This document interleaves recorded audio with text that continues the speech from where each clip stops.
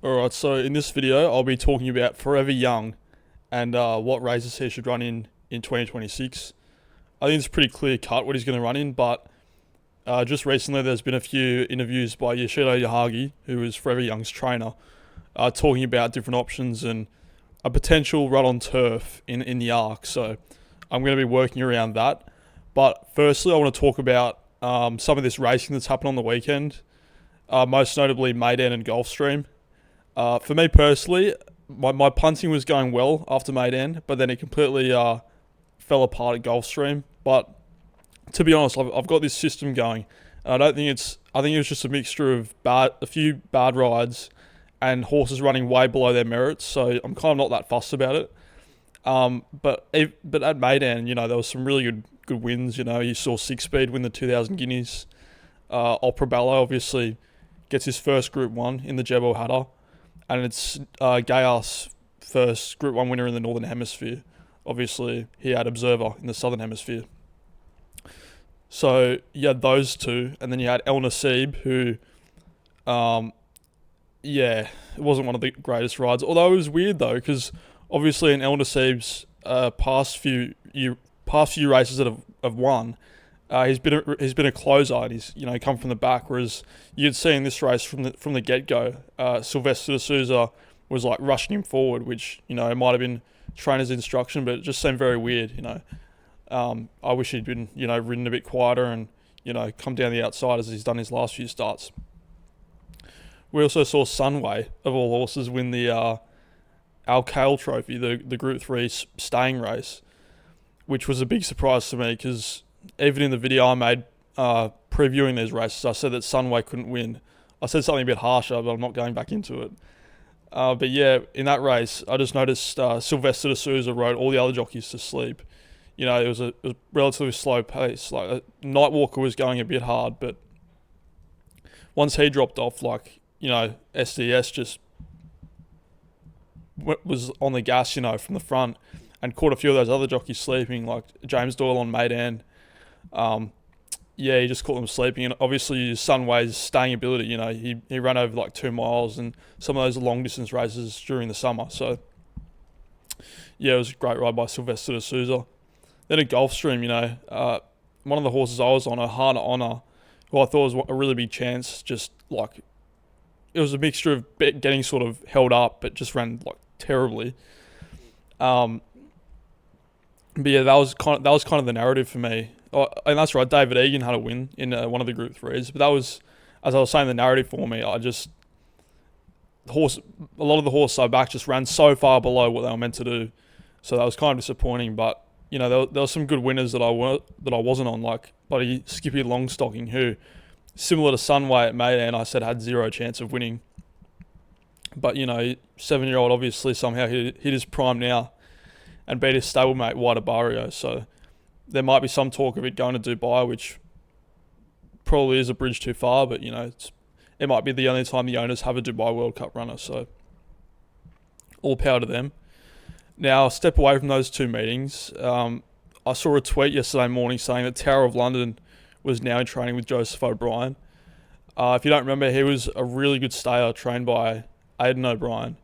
And he won the Red Sea Turf and the Dubai Gold Cup, like the both of them, 2 years ago, which was a really impressive feat at the time. And then I think he had a few bad runs here and there. I can only imagine he's had a few issues as well. So we haven't seen him, but now he's back in training with Joseph O'Brien.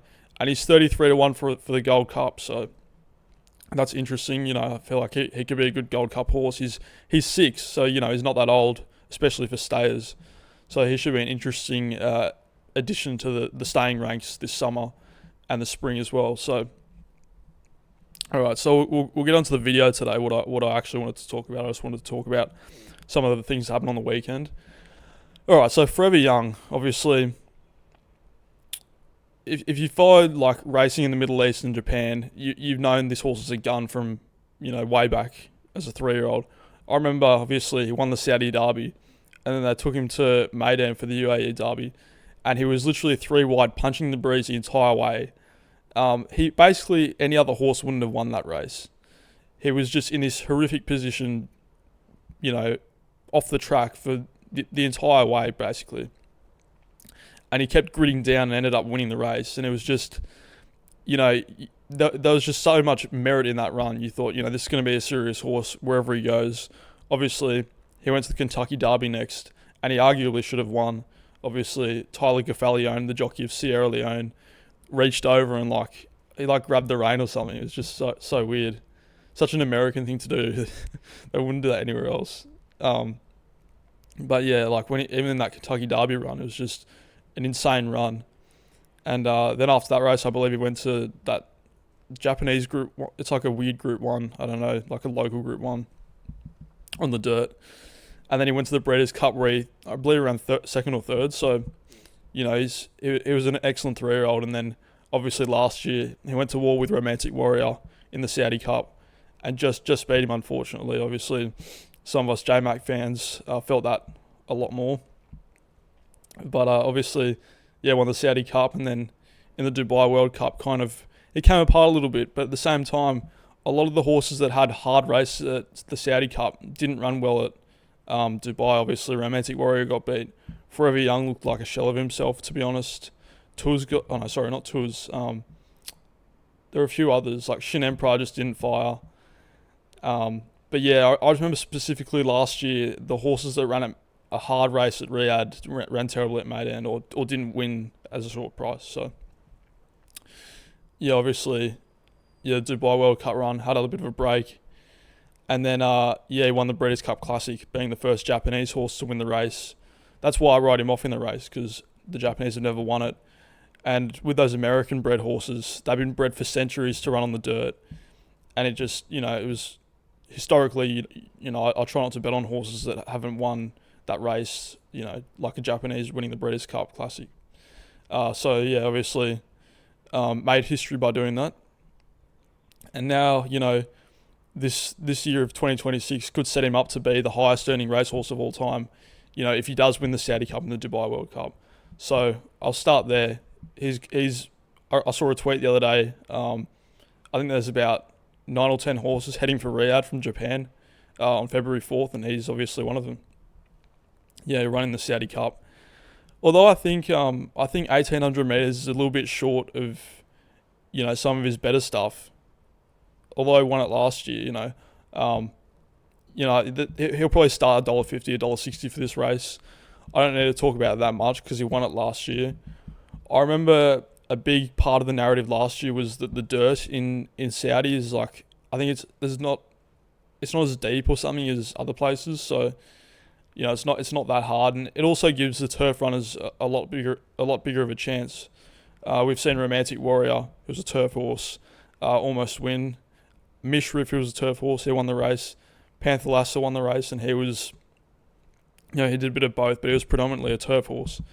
So this race gives a lot more chance to the turf horses, but in saying that, Forever Young will be $1.60, $1.70 for this race. But yeah, when it gets closer, I'll talk about some of the other runners in the race. So we'll move on from there. The Dubai World Cup is the obvious next step, and if he does win that race, he's the highest earner of all time, above Romantic Warrior. So, if he wins at Saudi, this could be a really historic race. But yeah, last year we just saw him. We saw the regular jockey Ryuzi Sakai. He was already on the gas at the 800 meters, and it just he does take a while to wind up, but it would just seem very out of character for him. So it didn't run very well, and I think it was just a weird turnaround from the Saudi Cup. I don't know if it was. Initially, I thought it was a week less than normal, but I looked back at the last few years, and it seemed like the same turnaround.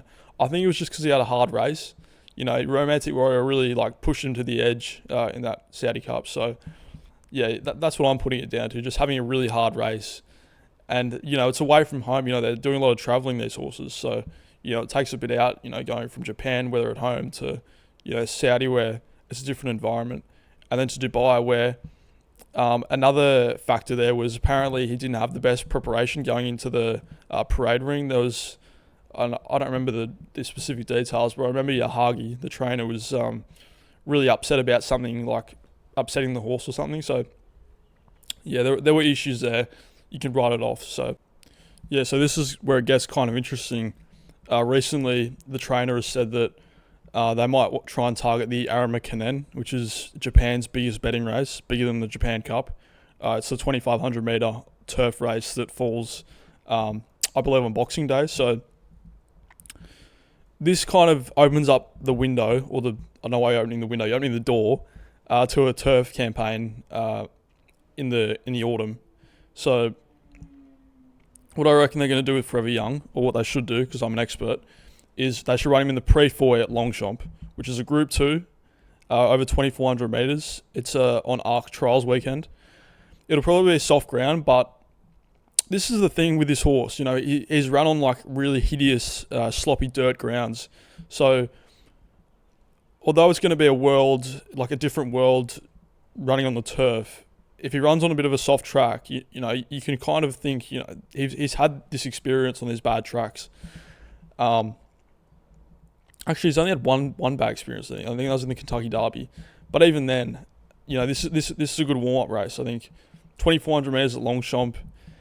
We can see how he goes on the turf. If it's wet, you know, this is just a perfect prep race. And then I reckon he needs to go to the ARC. And this is all very daring and probably won't happen, but this is, you know, why I made the channel, because it's fun making these ideas. And, you know, if they do happen, it's like, oh my God, oh my fucking God. So, yeah, and like, I think the trainer has said something recently or in the last few months about him running in the ARC. And I believe he's like $22 or $26 for the race. So, you know, I think this idea does have legs. And, you know, why not? And the Japanese fans would have an absolute like fit over this. You know, this champion dirt horse running on the turf in the hardest race in the world, arguably, which is the ARC. So, you know, I just think, why not? You know, he's 5 years old. Like, this is the absolute best he'll ever be.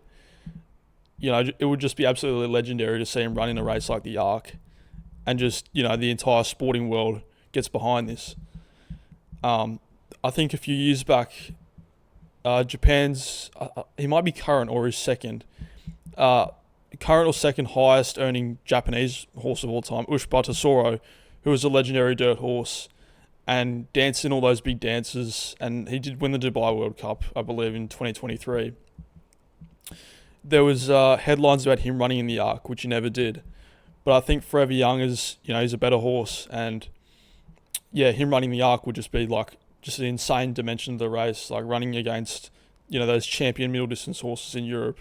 Like, it would just be sick. So yeah, pre-4 into the ARC, and then this will be his last race. I did think about putting him in the Japan Cup, but I think it comes a little bit too soon after the ARC. If you factor in the travelling, like this last Japan Cup, we saw Croix de Nord, who, you know, had the prep run at Longchamp, then, you know, didn't run very well in the ARC, and then ran in the Japan Cup a month and a half later. He kind of died on his run a little bit. He looked like the winner for a bit when they went into the straight in the Japan Cup, but he just died on his run, and you just wonder, you know, if he had that extra month off or so to run in the Arima Kinen, the Japanese Grand Prix, he might have won or run a better race. You never know. So I think the Arima Kinen is probably the best race to run him in, other than the Japan Cup, you know. And also, yeah, it's Japan's biggest race day, biggest betting turnover. It's on Christmas, Boxing Day, sorry. You know, that's probably the perfect way to bow him out, send him to stud. You know, just they can do the whole like ceremony thing that they do with their really good horses. I think like 2 years ago they were meant to do it with Deduce, but he had an injury or something went wrong.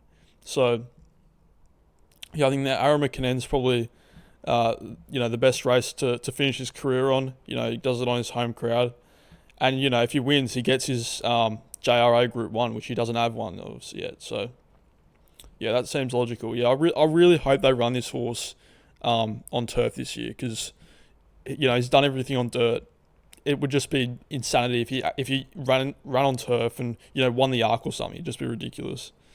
But yeah, you know, it is safer to run on the dirt. You know, there's the Champions Cup at Chukyo. He could just run there. He could go for another Breeders' Cup Classic. You know, there's options for him there. But, you know, and we've seen with Yoshida Yahagi before, he does do this with his horses sometimes. He does try and challenge them on different surfaces. So, yeah, I really hope they do that with him this year. That's probably enough for today. If you like this sort of thing, like and subscribe. I really enjoy doing these race plans. I've got like these notes on my phone of just ideas for different horses. So yeah, if you enjoyed, like and subscribe. See you later.